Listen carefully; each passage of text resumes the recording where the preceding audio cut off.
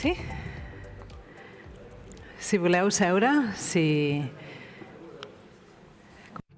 Please take your seats and we'll get started. Okay, so let's move on. This is the last day of the Time Use Week,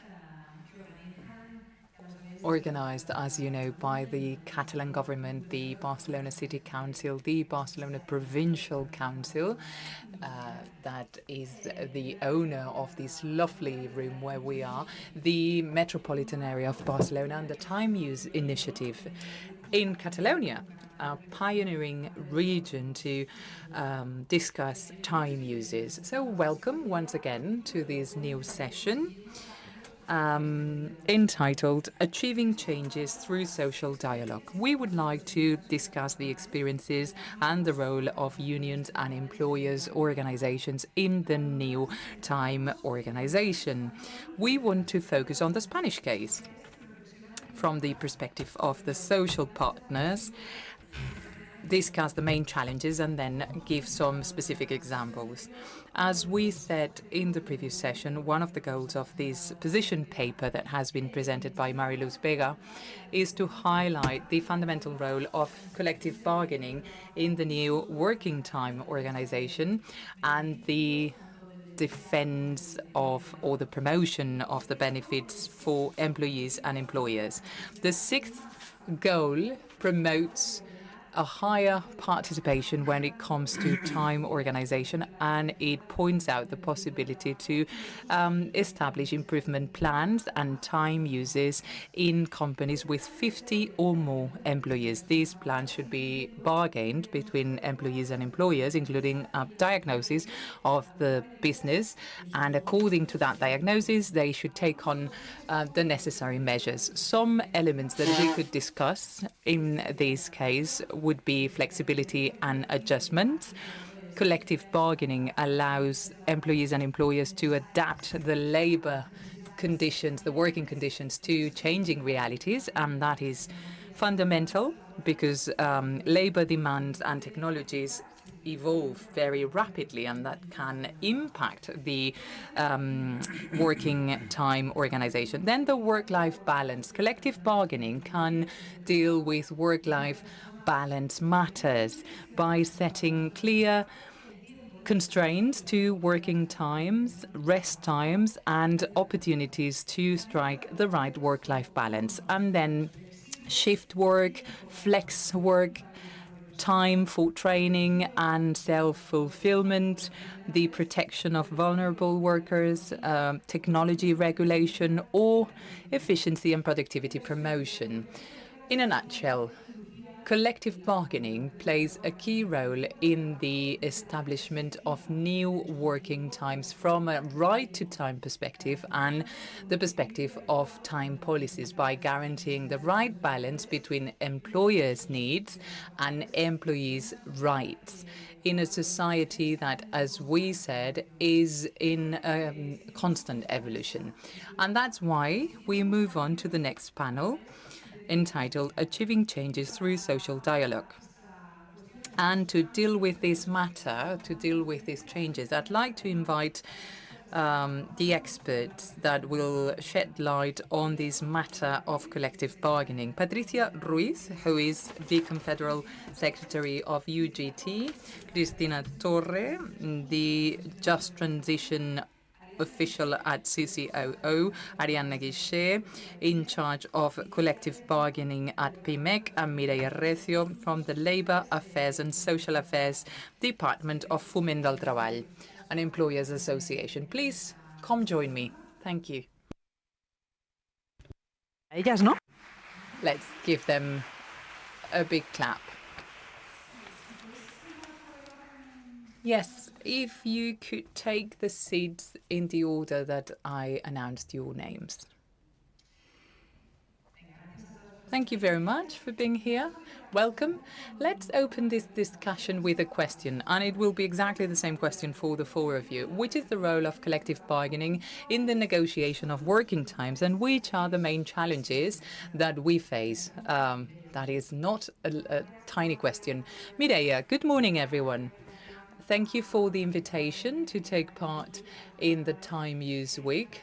It's a pleasure to be here with all of you to discuss this very relevant topic in the labour world, which is the establishment of time policies and the role played by collective bargaining. Collective bargaining is a key tool when it comes to building policies that have a direct impact on the quality of life of workers, and they impact on competitiveness and sustainable development of businesses. Let me highlight first that this notion of time in the labour sphere is just as in any other walk of life. It's a limited notion of value for employers and for employees. And time management can have an impact on people's life, their well-being, and the productivity and competitiveness of companies.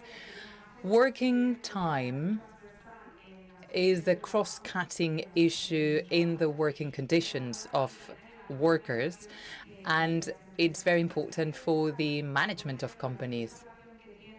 It's closely connected, for example, the length of the working day with the salary, because, of course, we are usually paid a salary for a specific number of worked hours a week, a month, or a year, and the wages are determined by the amount of hours that we work. It also affects other aspects that have been brought up in previous panels, such as gender equality and work-life balance and co-responsibility, and it can also be connected to labour health and risk prevention.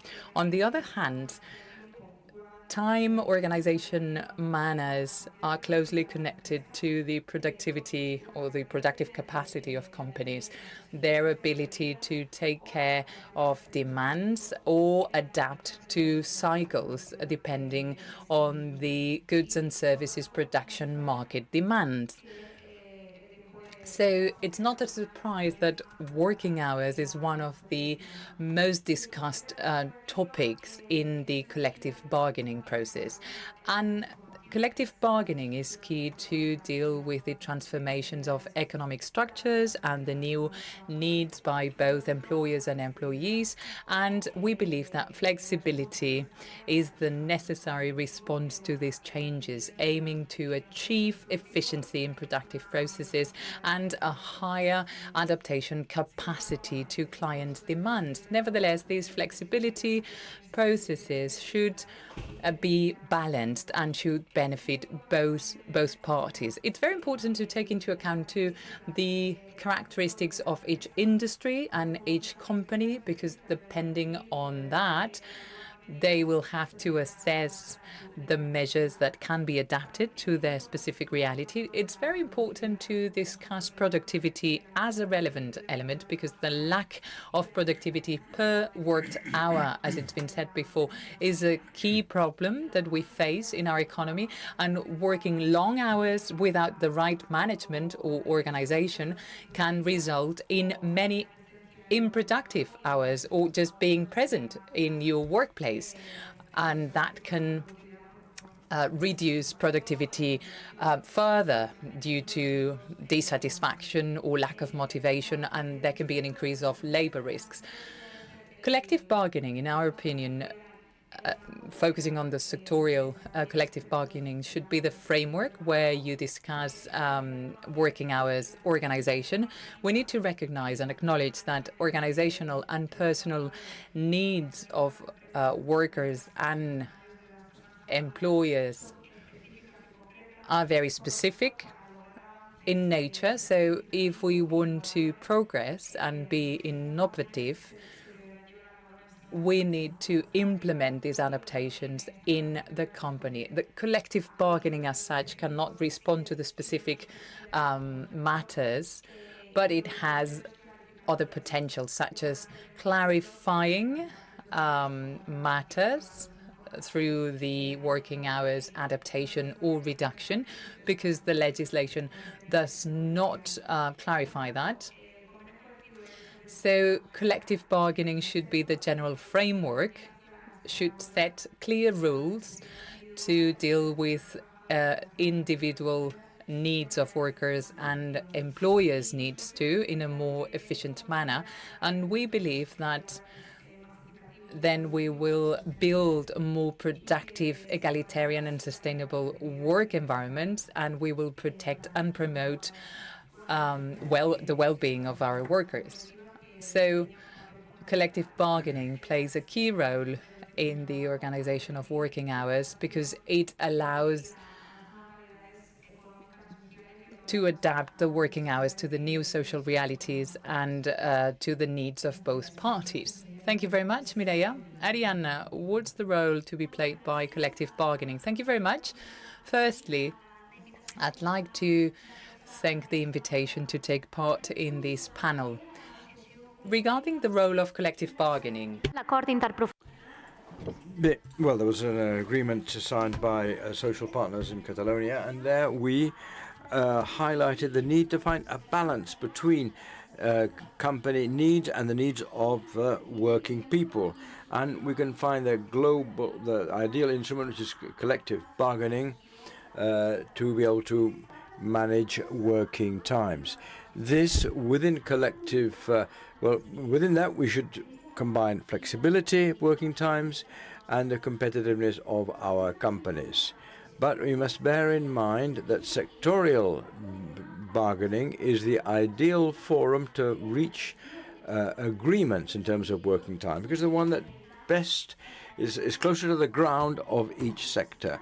The needs of the sector are also taken on board. And furthermore, within collective bargaining, we can establish the global rules for working time, maybe different flexi time, a working hours bank. There are many different possibilities. As challenges within collective bargaining, we would like to highlight that the first challenge is to facilitate access of small and medium-sized enterprises to collective bargaining. There are reports, analysis, and objective facts which bear out that Spain has a problem of participation of this very small SMEs in collective bargaining. So if bargaining is the ideal way to reach agreements, how come that these small SMEs are not within that discussion? There have been 98% of our fabric.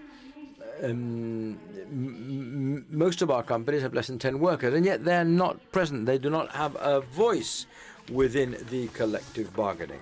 So that is the first challenge which we feel we face in collective bargaining. But the fact that we are a country of very small companies also can make it difficult to the implementation of organizational needs surrounding working hours, because organizational efficiency is closer to the large companies, and small companies do not have these resources which can accompany this new organization of working hours, such as digitalization or of their processes. So we would like to highlight that. Another point we would like to highlight as a challenge is that conceptually it is true that we can agree with many measures, but in practice there's certain skepticism when it comes to implementation, and we are such as the 4-day working week. If we have a 4-day working week, if that was generalized, it'd be very, very difficult to implement, because it would be implemented in an unequal fashion, and it couldn't be a one-size-fits-all solution. Not all companies, not all sectors could find it appropriate. So the possible segmentation of our working market, of our labor market. But there are debates and discussions which often go beyond the company framework and involve a social change, a rationalization of hours cross-cutting beyond the labor market. So we, in collective bargaining, we need to improve technological improvement and of our companies, because with a view to maintain or improve our productivity, because our country has very low productivity levels as compared to our European neighbors. And for us in PMEC, what is key is to improve our productive processes, says Representative PMEC, which is the small sized enterprise federation. Patricia Ruiz. Hello, good afternoon. I'll stand up because otherwise I won't be able to see my PowerPoint. Okay.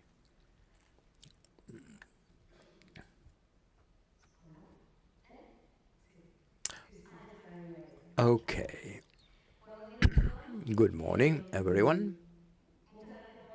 Thank you ever so much for the invitation and for taking this challenge seriously. The challenge in Spain and in Europe, everyone knows there's a gut feeling this is necessary, the need to cut back the working times and rationalize them.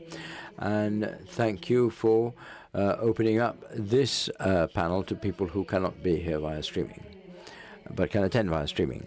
Let's look at examples, look at practical examples. And I think that we, in UGT,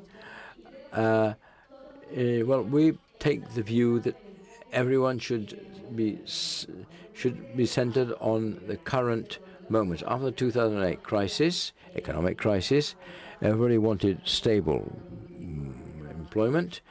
The latest labor law reform has helped to that end. But after the pandemic, what we want is protection of our health and well-being. And this, which seems obvious, is not on the table of the debates of collective bargaining.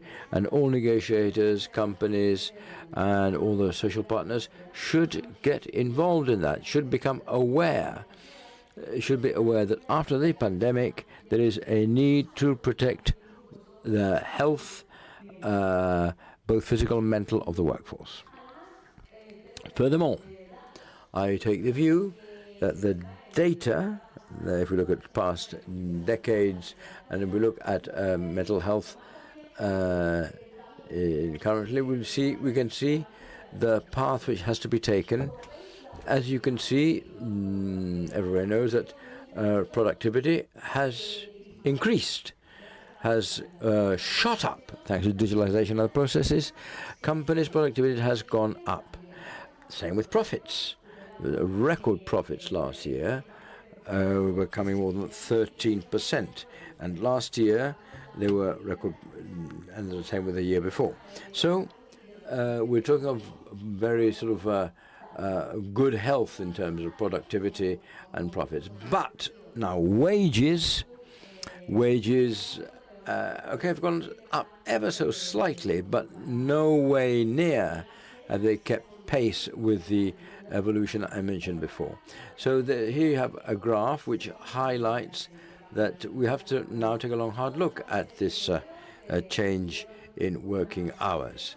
All the countries in the 70s and 80s saw a drop in the working week, and the same in Spain. As you can see, from 1984, this has stagnated. In Spain, as from 1984, the working week hasn't really changed, both in Europe and in Spain, after the Statute of Workers, where it's 40 point something hours a week.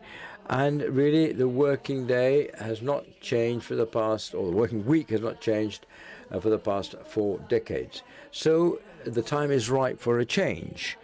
And technically, it is perfectly possible. What I would like to do is to focus on advances we have seen at a government level with the examples, and if we have a bit more time, we can look at some of these changes with results concerning profits and how a 4-day working week would be very beneficial.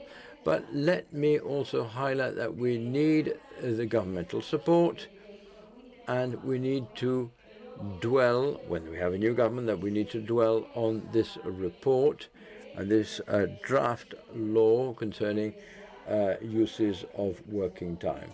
It was tabled in June. We're not just talking of the reduction of the working day, it's a change of structure of the working manner. It talks of work-life balance, productivity, and also mental health. There's a reference to 37.5 hours for 2026, and with a pun, but it's a reality, I would say, linked to 32 in 2032. No pun intended. But anyway, I think we have to work on that. That's an aspiration, a target which we have to take on board. There's no question that workers' conditions should be downgraded. Absolutely not. That is the only way is forward. Evolution cannot be accompanied by precarious labor conditions.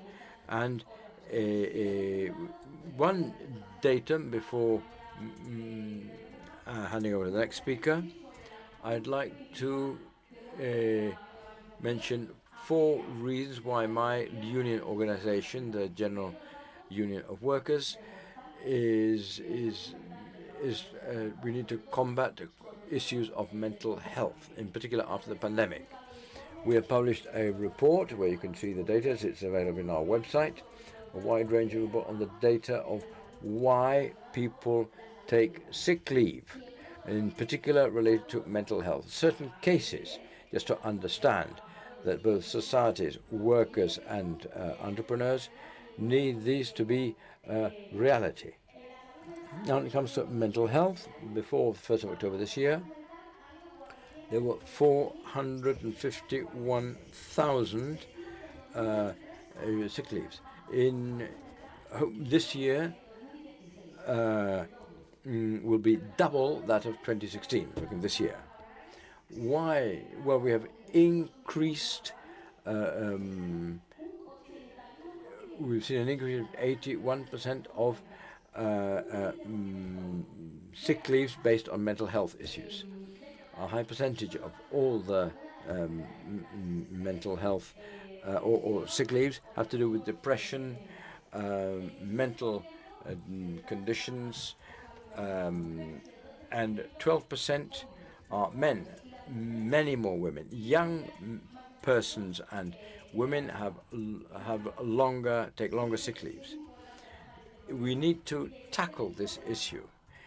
Any type of long-ranging sick leaves, well, and long ones, 108, have to do with depression, anxiety, and mental issues. And sick leaves are only followed by physical conditions like some, if you like, issues to do with heart problems and so on. The WHO referred to the working day as having a negative bearing on sick leave, and stating that in 2016 there had been almost 400,000 deaths due to cardiovascular conditions and or through cardiopathies. But it is said that in these last years we have seen an increase of sick leave because of these 55-hour working weeks, more than 42%.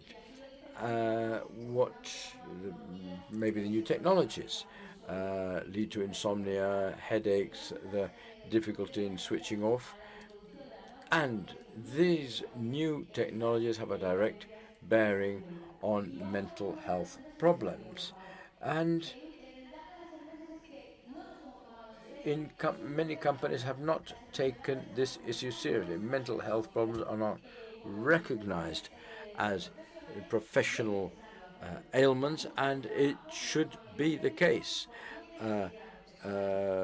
Professional health centers lack psychologists, psychiatrists, and there are not enough professionals or in terms of labor or psychologists or labor psychiatrists at the work, linked to issues at the workplace. So we need to cut back human and economic costs stemming from all these sick leaves. And a 4-day working week will be the key protagonist in this issue. Thank you ever so much. Thank you very much, Cristina. Sorry, Cynthia. And then we will listen to Cristina Torre. Good morning. Thank you very much to the organizers. I think that collective bargaining is very relevant and social dialogue too in this intense discussion that we're having as a society regarding the times in our life, working time specifically, because that determines the way we live our lives. I'd like to focus on some of the elements that have been brought up at the beginning, and as Comisiones Obreras, we see that as immediate needs to be included in social dialogues and collective bargaining.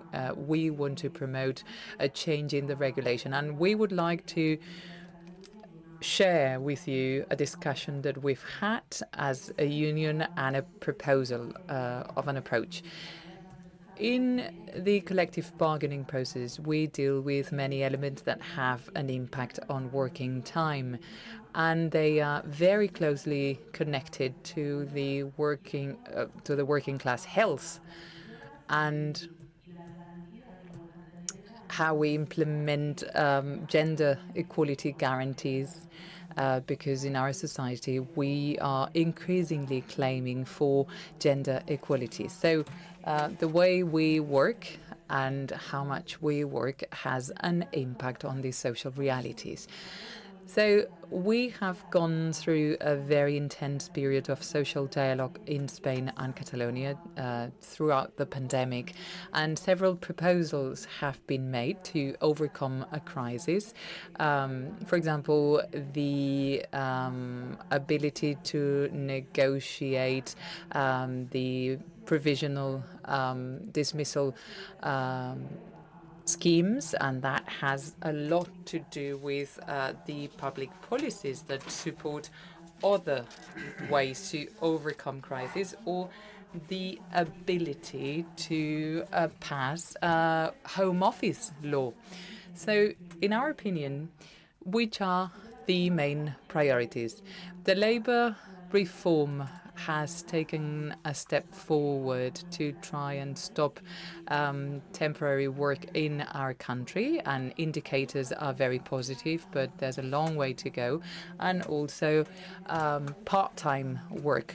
We need an urgent reform. We have a directive that needs to be implemented in Spain, and we will have to discuss overtime and the ability of workers. They are mainly women who work part-time, and they use the rest of their time to take care of their offspring. So how can we consolidate full days work? And there's a gender discrimination, a very evident one. Not only we are talking about reducing working hours and the quality of life, but also the distribution of jobs, because many people would like to work more. And even in our active employment policies of the unemployed people in this country. So we need a more fair approach. In terms of the changes of the productive model or the new labor precariousness, we mentioned the platform economy, the gig economy, and we need a European regulation and a national regulation because Catalonia as a region doesn't have powers in the labor sphere. But the current regulation is insufficient, and we need to deal with the informal economy, the new precariousness of the gig economy, and paid working hours should reach out to all forms of labor, and we should avoid informality or neo precarious jobs that are very old, because these are not always tech jobs or highly specialized digitization jobs. No, we are talking about any activity such as cleaning or care work that is being outsourced and is being made precarious through the platform economy. These are some of the priorities, and we will discuss this matter in the next round as to what we're doing in our collective bargaining. But my union has had an internal discussion to gather knowledge about the different sectorial realities and a public discussion from a feminist standpoint. We need to transform the productive model to be more sustainable and to be within planetary boundaries due to the climate emergency. But we've had a discussion regarding the reduction of the working time in our country. Since 1983, it's true that we have progressed, and we have an average of 37.5 hours a week, but we need to reduce the working week. But this needs to be done by redistributing work and trying to achieve a more egalitarian and sustainable society. We have 25 proposals to make, but there are two big headlines. We need to go down to a 35-hour working week in our country and then move down to the 32-hour working week, because this inequality in care work and reproductive work that is taken on by women, and women work twice as much as men, well, we need guarantees of a maximum of 3 hours a day in care work, and we need co-responsibility between men and women. So we need public policies, we need employers' policies to guarantee the mechanisms that will ensure the maximum cap of 3 hours a day in care work, always taking into account the legal changes through collective bargaining, because we don't agree with short-sighted proposals, because every region is different, and through collective bargaining we need to deal with this specific reality. Thank you very much, Christina, and I thank you all for your contributions. So, we have discussed collective bargaining, and we'll move on to specific examples now that will shed light on this case. Please be brief so that we can open up the discussion to the audience. Let's go back to the beginning of the round. Mireia.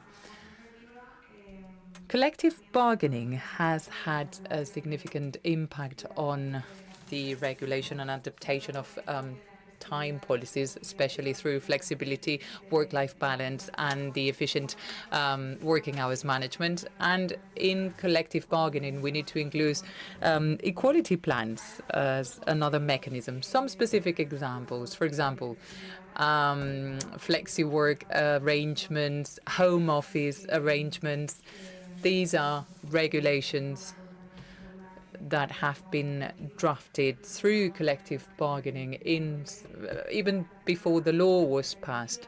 Adaptation to digitization, digital disconnect, that's quite a progress that has been achieved through collective bargaining, and this can effectively deal with the changes in the labour environment. As for the social dialogue, in Catalonia, I mean, everyone has highlighted the need to have flexibility elements in those arrangements. The Economic and Social Labour Council in Catalonia issued a report in 2021 regarding working times, regulation changes and adaptations depending on the industry. And in the Labour Relations Council, several position papers have been drafted and recommendations made to the negotiators of collective bargaining processes, but to deal with the digital disconnect, the right to disconnect digitally in the workplace. Recently, the Business Department and the Equality and Feminisms Department have agreed a position. This document unpacks a proposal to structure the content of every business policy to implement the obligations regarding the right to digital disconnect. There's a list of examples included and best practices, and this document will hopefully be very useful for employers and for negotiators, and it will soon be presented in an open day, in an open event. You can already find the document on the website of the Labour Relations Department for you to check it if you're interested. Thank you, Mireia. Arianna, specific examples. I'll be very brief, and let me explain some examples of what we consider a success story within collective bargaining. This success can be summarized as the opening of a new collective bargaining space at a state level of one specific sector. I'm talking of the sector of the audiovisual sector within Spain. This sector did not have its own sectoral agreement, and the convention didn't meet its needs when it came to the organization of working time. Well, today this sector is at the negotiating table, and they are discussing their working conditions, in particular when it comes to organization of working time. In this manner, this sector will be able to adapt better to its needs and reality. And we say it's a success story because we have highlighted the importance of collective negotiation, but often we do not bear in mind the difficulty of opening new collective bargaining spaces which meet needs in terms of emerging sectors and their needs for working time, and the standard working times do not meet their requirements. So we start off from the premise that working time needs are changing, that the dynamics of the labor market are in constant state of flux. So it is successful when collective bargaining does manage to tackle these requirements and meets the needs of a sector. And that bears out that the usefulness of collective bargaining at a sectoral level. Thank you, Ariadna.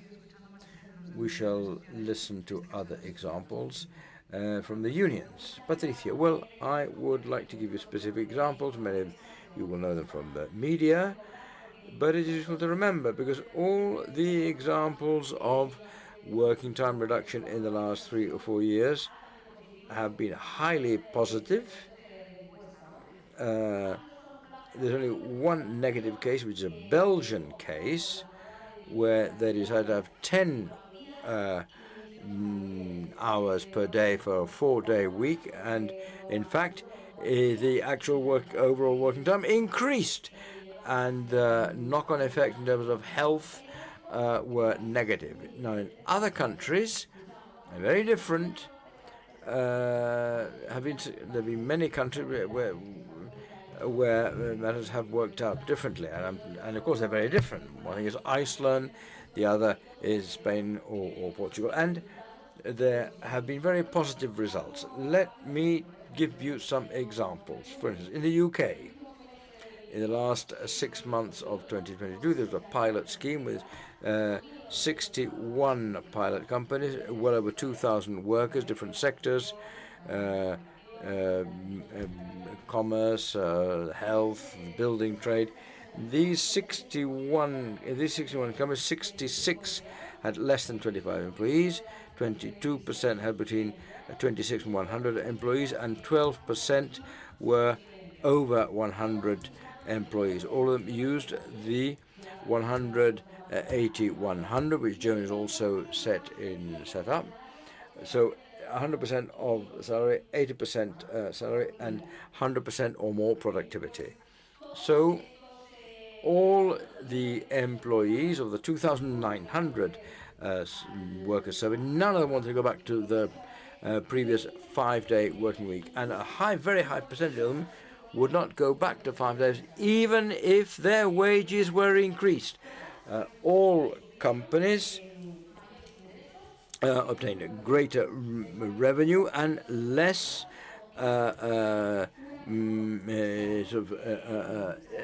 sick leave, and their working health much better. Valencia, in our country, data from the pilot project, which started off ensuring that over 3 years productivity would increase. So the subsidies from the regional government would go down as productivity increased. Again, very positive data in many of these cases.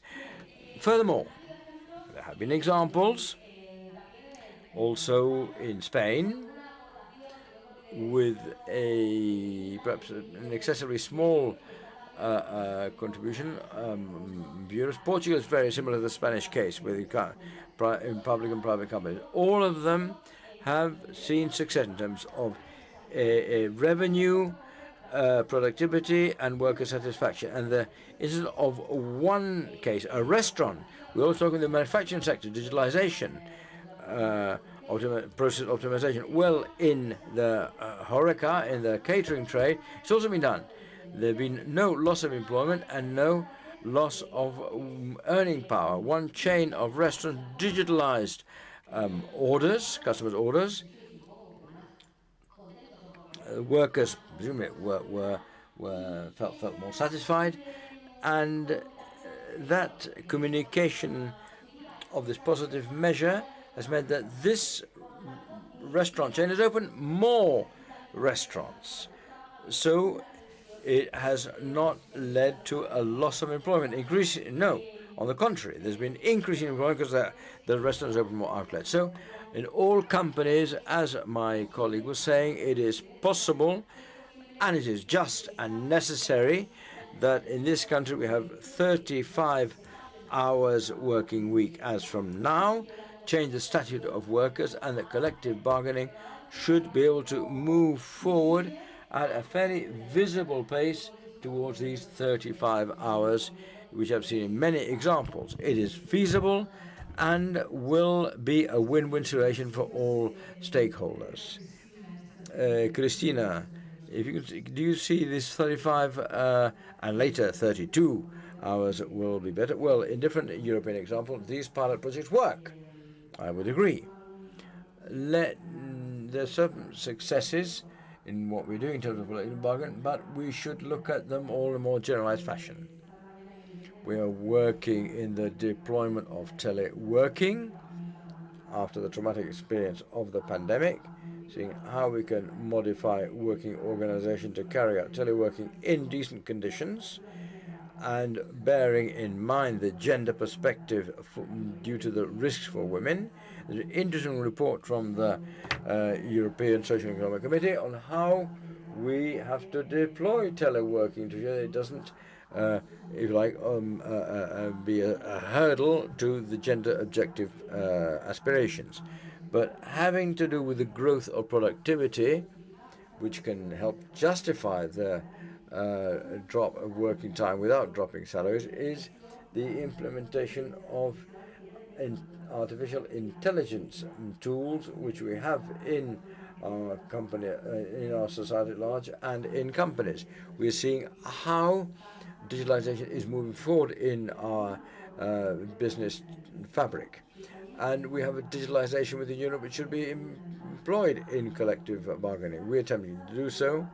We have developed at a state level, so we do have the work ahead of us. But digitalization is there to gain productivity, and this traditional discussion between companies and business and labor, and this extra capital gains should trickle down to the workers by and also reducing working time without loss of wages. But it must be done with the hearsay and the participation, direct participation of the workers. That is what the Common European Framework states, and given how we interact with IA, with human control, and we are waiting for laws in Europe on IA, also at the workplace, use at the workplace, but we do need democratic control.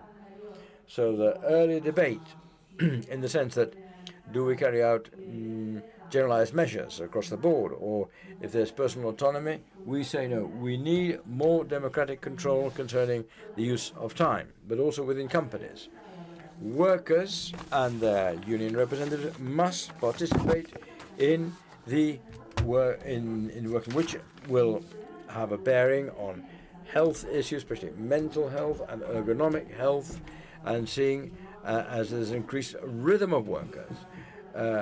It's not a question of keeping our earning power, cutting back work and working like hell a lot more.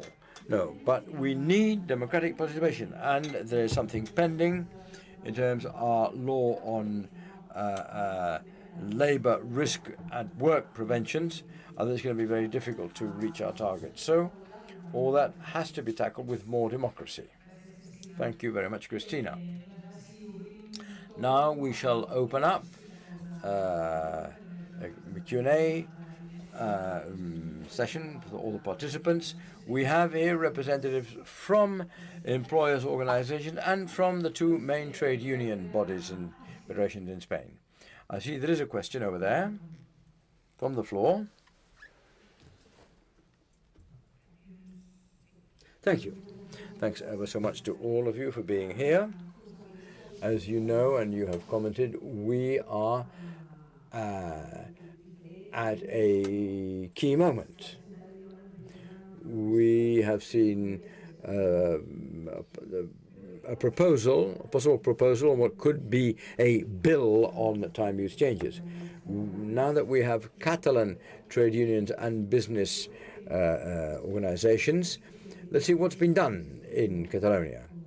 This study, as Mireia has reminded us, also are fed in with what has been done over many years in rationalizing timetables, where there's been a pact between the unions and business organizations in Catalonia, how we could move forward.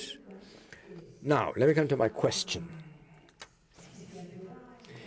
If this time use law is approved, where we're talking of compacting, having more flexibility agreed upon between workers and companies, shift work, nighttime work, all that being regulated, how do you think the Catalan productive fabric will they be ready? Are they prepared to implement this change? Because you in the unions have been working on this for a long time now.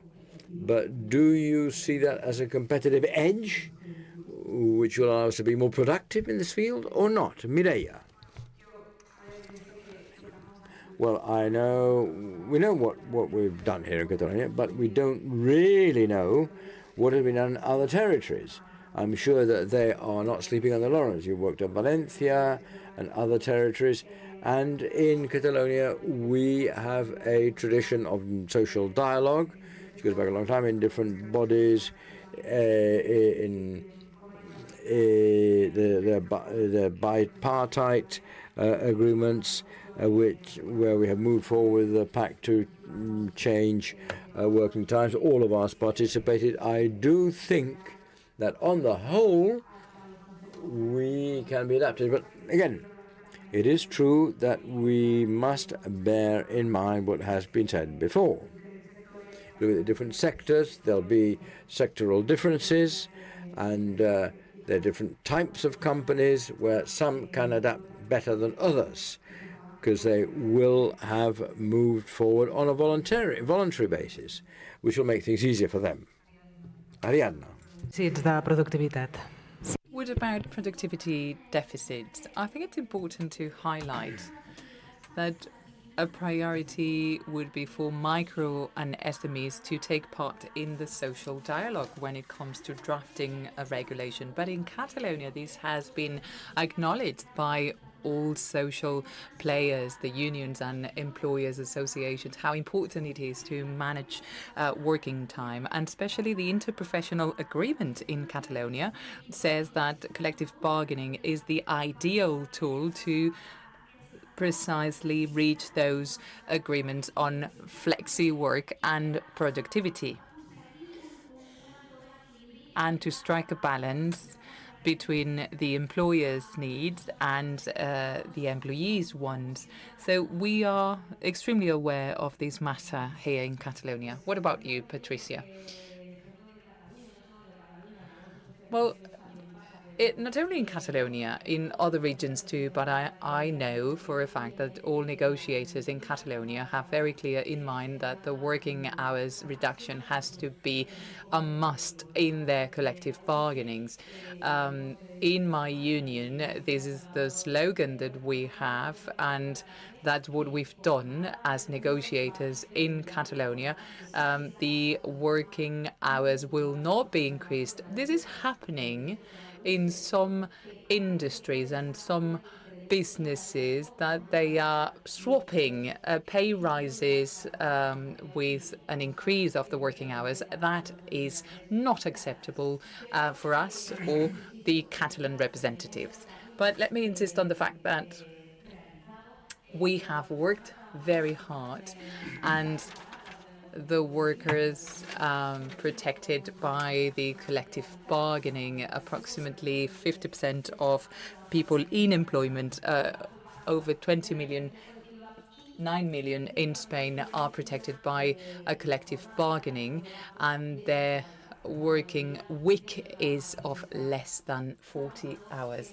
Most workers work between 37.5 and 39 hours a week. So we have already started to go down that path in Catalonia, and we need to be careful, because what they call the Greek reform, to try and reform this moonlighting, this having multiple jobs and normalizing a 13-hour working week, but this accounts only for less than 3% in Europe. So these kind of messages to share the understanding that this is the usual practice and something needed, because people need to have several jobs for their professional career. Well, we should be careful, pay attention to that, so that that doesn't trickle down and is discussed. We just want to reduce the working hours in this country.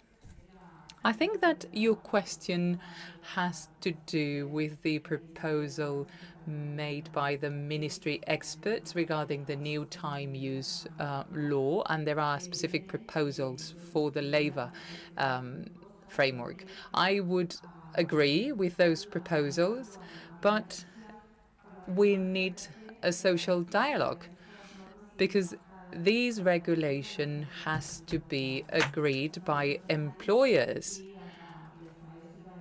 and employees through their representatives. So it's a very powerful bill, I believe, that includes changes and transformations that are very much needed due to the speed in the productive model transformation.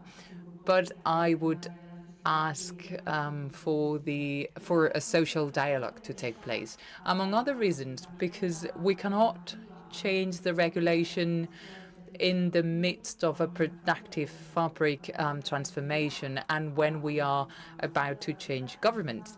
And as it's been approved through the labour reform, the labour market indicators are improving, and they are improving people's lives. So there's no reason why we should go backwards. We cannot have people have precarious jobs, as it happened in the last labour reform, because they thought it was the only way to reduce unemployment, but they were wrong.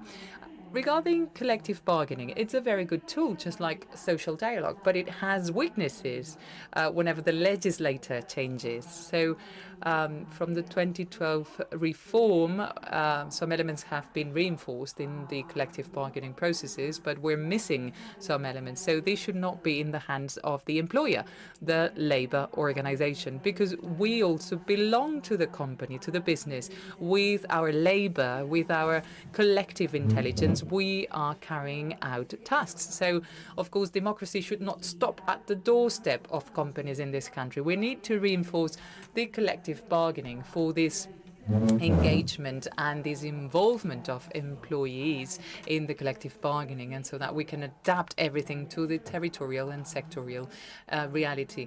And in our country, companies with less than 6 employees cannot have union elections.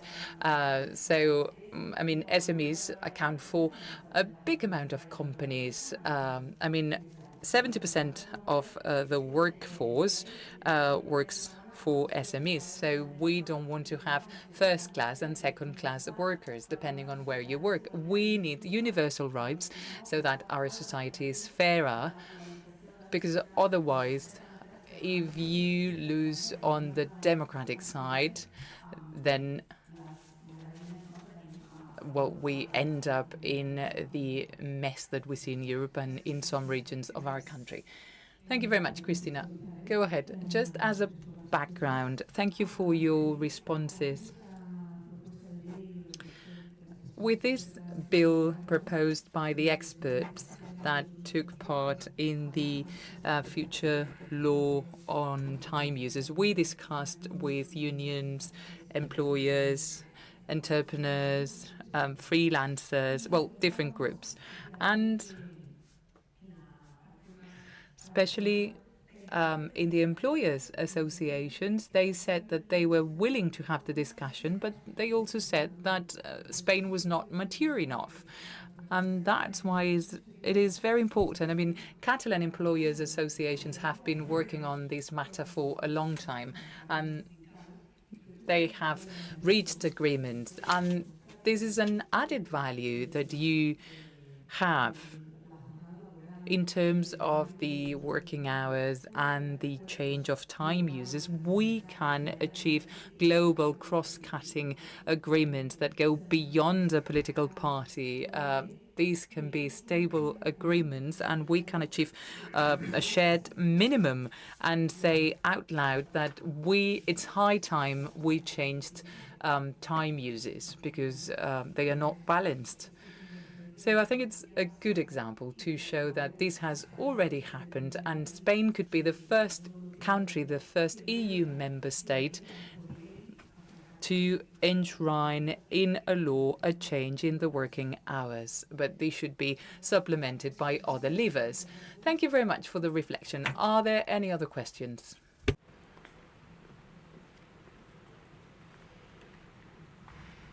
Gràcies. Simplement és perquè s'ha comentat el tema.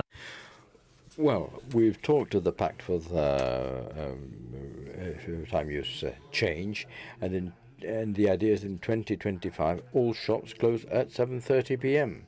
Now, we close at 9 o'clock it had been 10 o'clock. So, how are you going to deal with this? Because this does come into the subject, or deals with the subject, and I work in the Federation of Services of Comisiones Obreras. It affects women, above all, who are the ones within that federation. And now we also emerge from the shops and from the retail side at 10 p.m.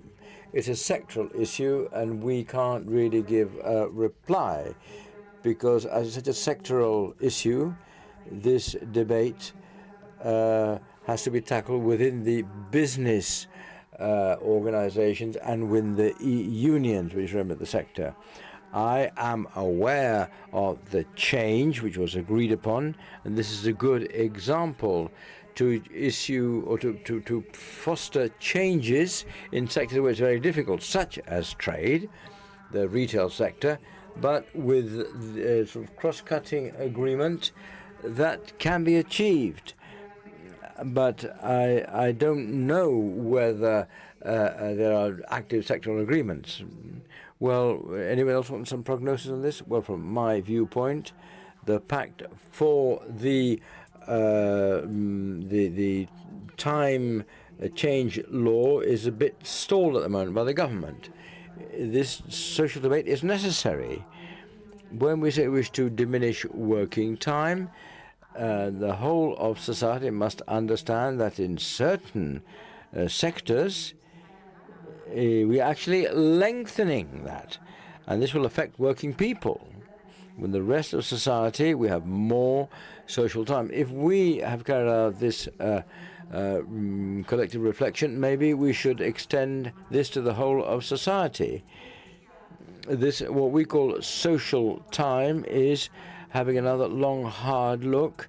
Given that climate change is here, we need more time for proximity economy, for the circular economy, and we have to have another look at time for education, time for trade, social time, because the life within society is changing. And if we look at big changes due to climate change, the ecological transition, and given we do need strong association within civil society, and we need the participation of civil society, and the right to have a healthy life and give times for exercise. It does require time beyond the capitalist world, which fosters production and consumerism. We need more social participation, create a society within all of us in this moment of great transformation. Thank you very much, Cristina. Well, thank you very much, the four of you, Mireia, Ariadna, Patricia, and Cristina. And thanks to all of those of you who have participated actively, those of you who have come here. Now we'll go out where there'll be some lunch available. You'll also see some tables where you have the tactic game, sponsored by the Generalitat, which is a nice way of having a game. And there's also the Suspended Time Association, where you can ponder on that in all languages, so not an issue. We'll meet again at 14:30 to listen to the practices of companies such as Erling Klinger, Acefat, BMAT, and Mercabarna. Some very sort of inspiring results. So enjoy your lunch. Bye.